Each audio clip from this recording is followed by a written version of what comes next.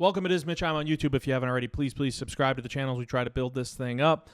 Massive news yesterday, I guess depends on when you're watching this video. We did a quick live reaction on YouTube to the Micah Parsons trade, landing him in Green Bay with the Packers. Monumental trade. I think it was Fox Sports ranked the biggest trades in NFL history, and this one I think they had ranked 4th. It is of that magnitude, and Green Bay parts ways with a 2026 first, a 2027 first, and at the time their longest tenured player in Kenny Clark, who ironically was the last draft pick made by Ted Thompson remaining on the Green Bay Packers. And of course, Brian Gutekunst helps wheel this deal and put it in place, and Goody worked under Ted Thompson for years and years and used Kenny Clark as a trade chip. And kind of feels weird to label Kenny Clark that way, but used him as a trade chip to land a top 10 player of the National Football League. And a lot of the angles have been covered to exhaustion, and we talked about many of them yesterday on the YouTube Live. I was sitting back and trying to exhale and I feel like this didn't sink in for me until late Thursday night, and it still doesn't. I mean, I know this sounds cheesy and cliche to say, but it part of it still doesn't feel real, because it's hard to fathom that a player like Micah Parsons was traded as he's entering his prime, and he's had 4 years in the league, and he's had at least 12 sacks, and he's incredibly durable. He's missed 5 total games in 4 years, and one of them was in 2021 to COVID protocols, and the other 4 were last year with an ankle sprain. And it's just hard to envision a player of that magnitude getting traded at the peak of his powers, or entering the peak of his powers, and then having the team on the receiving end being Green Bay, who typically does not make a big trade, typically does not, Xavier McKinney and Josh Jacobs were 2 huge free agent additions. We typically don't see the Packers go out and swim in those type of waters. And this, they draft a receiver in the first round this past April, first time in 23 years since they took Javon Walker way back when. I look at this Micah Parsons trade, and to me the timing was perfect for many reasons, not just one, not just two. The timing on this was perfect. Let's go back a few months. Mark Murphy, one of the, he's at the controls in Green Bay, brings a Lombardi Trophy back to Titletown 2010-2011 season. They beat the Pittsburgh Steelers. Mark Murphy's at the controls for that for Green Bay. But one of his lasting impacts, one of the bullet points that will always be part of Mark Murphy's legacy, is landing the NFL draft in Green Bay. Unprecedented, right? Even with the NFL hopping around city to city, unprecedented to get it in Green Bay. Smaller city, smaller market, yada, yada, yada. You could tell when Mark Murphy would light up talking about the draft coming to Green Bay before it took place this past April, how proud he was of that. Not from a selfish standpoint, but how proud, excited he was for the city, the community, the franchise, all of that tied together. And then Mark Murphy got to go on stage in April and to just put a cherry on top of that legacy, got to announce Matthew Golden as a first-round pick for the Green Bay Packers. First time, again, they took a wide receiver in round 1 in 23 years when it drafted Javon Walker. How does that tie into Micah Parsons landing in Green Bay?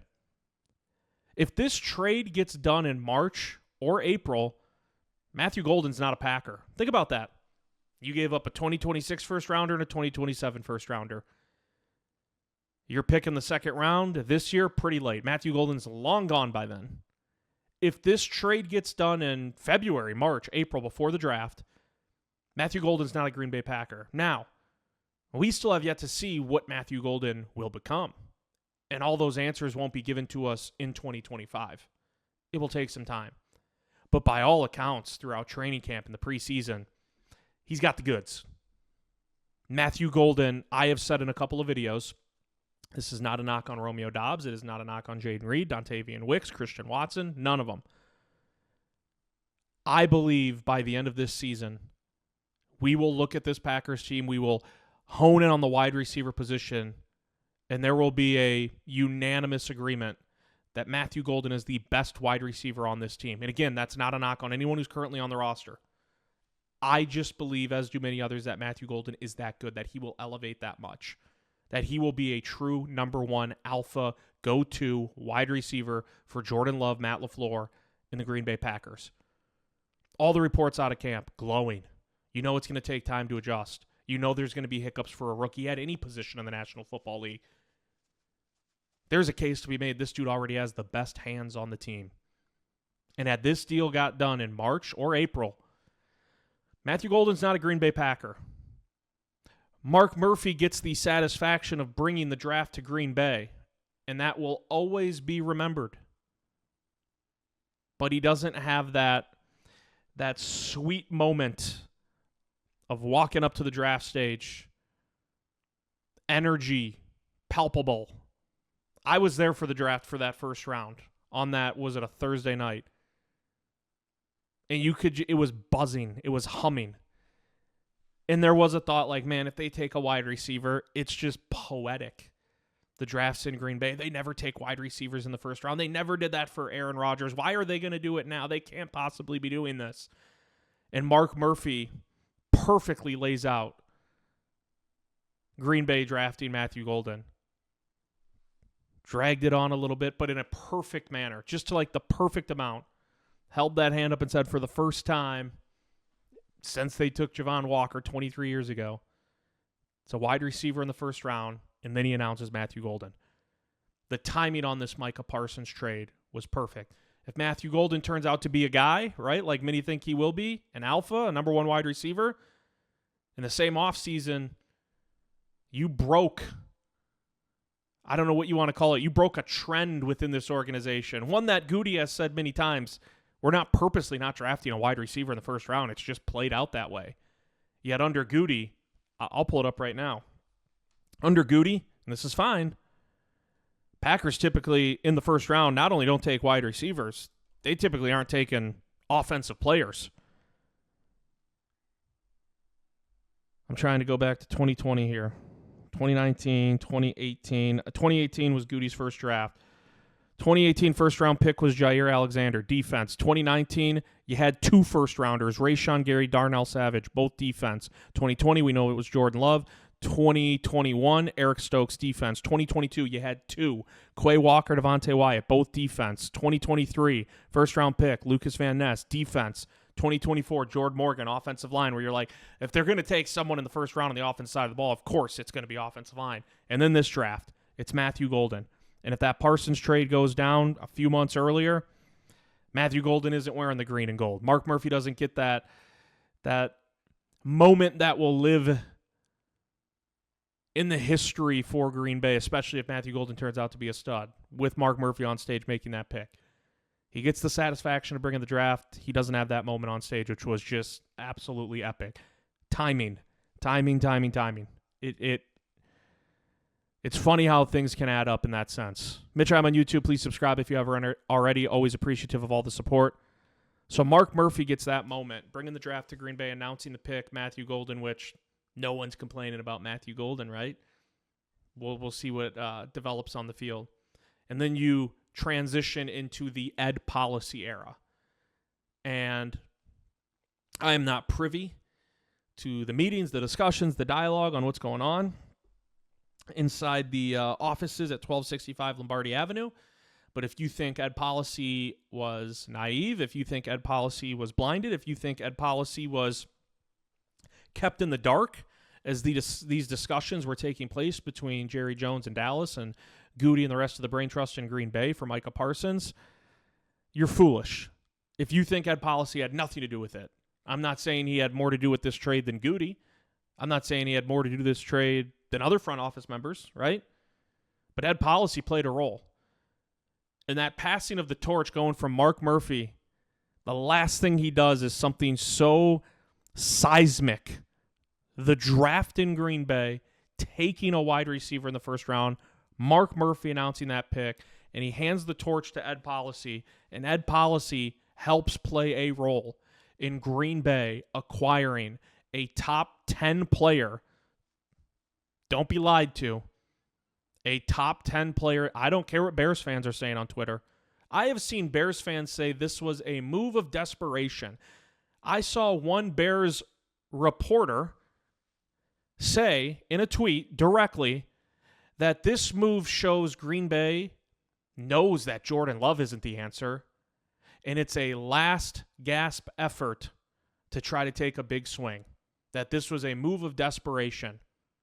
Not going to work out. Don't be fooled. The Bears, who are the offseason champs every single year, of course are going to have something to say when Green Bay is part of a trade that lands Micah Parsons, a franchise-altering player entering the prime of his career. Do you expect Bears fans on Twitter to be logical? Do you expect Vikings fans to tip their cap at the Packers and say, hell of a trade, Green Bay just got a lot better? No. They're going to find loopholes. They're going to find ways to poke at the plan, poke at the blueprint. And likewise, when the Bears traded for Khalil Mack, I wasn't thrilled. I was like, damn, the Bears got a lot better. But if I was talking to my Bears friends, I was probably like, you guys still aren't going to win a Super Bowl with Khalil Mack, and they didn't.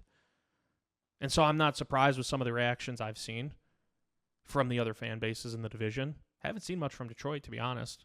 And I've tried diving into those circles on social media just to see what the reaction is.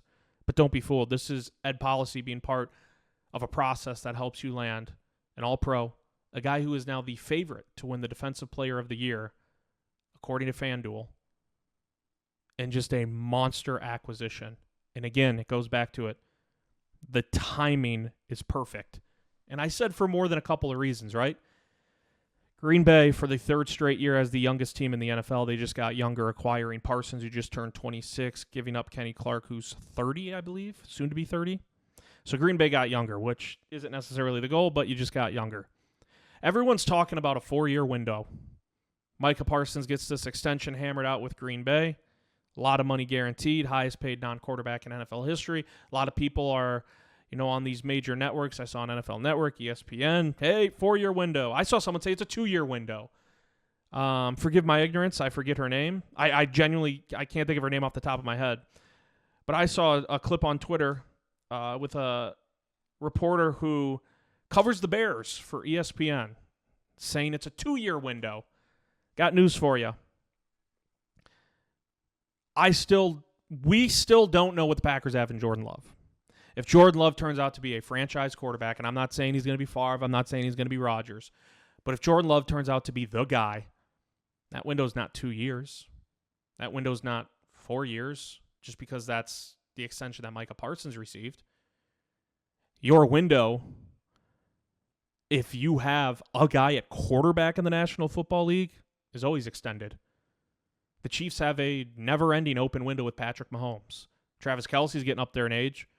Chris Jones is shortly going to be exiting the prime of his career, right? In a couple of years, you would imagine. They're going to have to retool, repiece. They always do, especially at wide receiver. They try to tinker with that, primarily around the draft, maybe adding a veteran in free agency here and there. They tried it with Hollywood Brown. They tried it with DeAndre Hopkins. They tried it with high draft picks. Xavier Worthy looks like he could be a real good wide receiver. With Sky Moore, it didn't necessarily work out, but they're always adjusting on the fly. But Kansas City knows, hey, if we got Patrick Mahomes, there's no 4-year window. There's no 5-year window. And let me be clear. I'm not saying Jordan Love is going to be Patrick Mahomes. I'm not comparing Jordan Love to Patrick Mahomes. I am merely saying if you hammer it and you hit the nail on the head at quarterback, it's not a 2-year window. It's not a 4-year window. And I don't think we know enough about Jordan Love in 2 years as a starter. Has gone to the playoffs both years. First playoff appearance, went to Jerry World, lit the world on fire. Packers blow out the Cowboys. Last year, injuries, sprained MCL week 1, groin injury against Jacksonville middle of the year, elbow injury week 18 against Chicago. I'm not giving him a crutch to stand on. I'm not using it as an excuse, but things looked off with Jordan Love last year. And it's hard for me to fathom that from 1 year to the next that he would, they said it wasn't a step back, he and LaFleur did, but that things would look that dull and that stale at times unless he was truly playing through those injuries and they were hampering him more than what we knew. We don't know about Jordan Love yet. If he elevates this year and we see the Jordan Love that we saw in the second half 2 years ago going into the playoffs, hair on fire against Dallas, shredding that defense left and right, it's not a 2-year window. It's not a 4 or 5-year window. Cincinnati doesn't think in terms of 2-year, 3-year window. Trey Hendrickson's 31 years old, and they just renegotiated with him to keep him in place for this year. Trey Hendrickson, one of the best players in the NFL at getting to the quarterback. Cincinnati's not looking at that and saying, well, one of our best players is 31. We only have him for this year. This is a 1-year window. You got Joe Burrow. It's a never-ending window. Baltimore, Lamar Jackson, never-ending window. constantly adding pieces on offense, defense, because you know you have Lamar Jackson. Jaden Daniels in Washington. We think after 1 year, that's a guy. That's a franchise quarterback. That's a stud. That's a guy, never-ending window. Try to capitalize while he's still in his rookie contract because he'll have a big payday coming soon in a couple of years. But if you hit at quarterback, and Green Bay may have or may not have, we don't know yet. That's my point. But if they hit at quarterback and Jordan Love turns out to be the guy, he turns out to be a stud, the Micah Parsons deal is still massive. He is the best player on the team. But it's not a 2-year window. It's not a 4-year window, 5-year window. Buffalo doesn't look at Josh Allen and, the roster around him and say, well, because of A, B, and C, even though we have Josh Allen, it's just a 1 or 2 year window or a 3-year window. No. You have Josh freaking Allen, league MVP a year ago. It's a never-ending window. And so for those saying Micah Parsons, good for the Packers, but this is a 2-year window, a 4-year window, it's not. Not if Jordan Love's a franchise quarterback. And I think this year, if he stays healthy, you'll get all those answers. One way or another, you will get those answers. And it goes back to the timing. The timing with all of this is just perfect. And you want to add another layer to the timing. Getting Micah Parsons at this point fits this team, this dream, this roster, this plan perfectly. I mentioned Trey Hendrickson. Remember earlier this offseason, and Trey Hendrickson's a stud. But remember earlier this offseason when a lot of people wanted the Packers to try to acquire Trey Hendrickson from Cincinnati, wanted the Packers to try to acquire T.J. Watt from Pittsburgh. Both are staying put in Cincinnati and Pittsburgh, respectively. You talk about getting Micah Parsons fitting this team, this roster, this franchise, where they are at right now. Trey Hendrickson is 31 in December. There's still gas left in the tank. But you trade for Trey Hendrickson if you're Green Bay to fit this roster, and you give him a mega extension, 3 years, until he's 33, 34. There's some uncomfortability there. We know how Green Bay typically acts upon players once they turn 30. It's like, the plague. You don't do long-term deals after that. You trade for Trey Hendrickson. You're saying, hey, this is, even if we have Jordan Love, we're making this move now for an aging guy who's still a superstar player, but only going to have a couple years left in his prime. You're creating a championship window right there for a couple of years. T.J. Watt's 31 in October, same case. You go out and trade for T.J. Watt, you're saying this is kind of an all-in move for now. And if Jordan Love's the guy, we know the window's always open, but we'll have to reshuffle some things around. Hendrickson, 31 in December. Watt, 31 in October. Micah Parsons just turned 26. Who's to say after this deal, Micah Parsons doesn't get a 3-year extension with Green Bay to stay longer? That's why this, 2-year window, 4-year window, 5-year window. No, not if Jordan Love's the guy at quarterback. And who's to say Micah Parsons won't re-ante up in a few years and remain in Green Bay? You're not getting an aging veteran on the back nine of his career. You're getting a guy who just eagled a par 5 on the 3rd hole and is going to the 4th hole 2 under on the day. Micah Parsons is just entering the prime of his career. So this talk of window, I'm looking at, I'm like, the timing is perfect. Goody is striking at the perfect time. And I'll say this. If Green Bay doesn't win a title in the next 4 to 5 years, let's just say it doesn't happen. Hell, this isn't going to happen. But let's say somehow the 4-year sample size in Dallas was somehow not valid, and Micah Parsons somehow comes to Green Bay and doesn't live up to the hype. Again, not going to happen. I'm speaking in dramatics right now to prove a point. If Green Bay doesn't win a title in the next 4 or 5 years, if Micah Parsons comes over and just somehow underwhelms, nobody will ever look back and blame Goody for making this deal. They won't. Most Packer fans have been begging, pleading for the Packers, for Goody to take that, step into that box and take that one big swing. Here you go. And you look at what they had to give up. I love Kenny Clark. Love Kenny Clark. That's a pulse of the defense, vocal leader when needed in the locker room. Like, Kenny Clark checks so many boxes.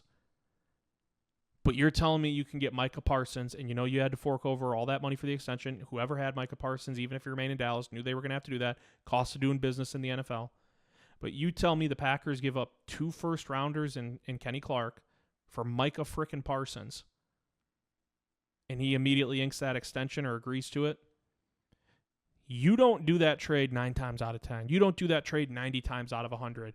You do that trade if you're the Green Bay Packers 100 times out of 100. Goody will never, ever, ever get looked back upon and have people say, why did he do that trade? Even if it doesn't work out somehow. Even if the Packers don't win a title in the next 4 or 5 years. You'll never look back and say, what was Goody thinking?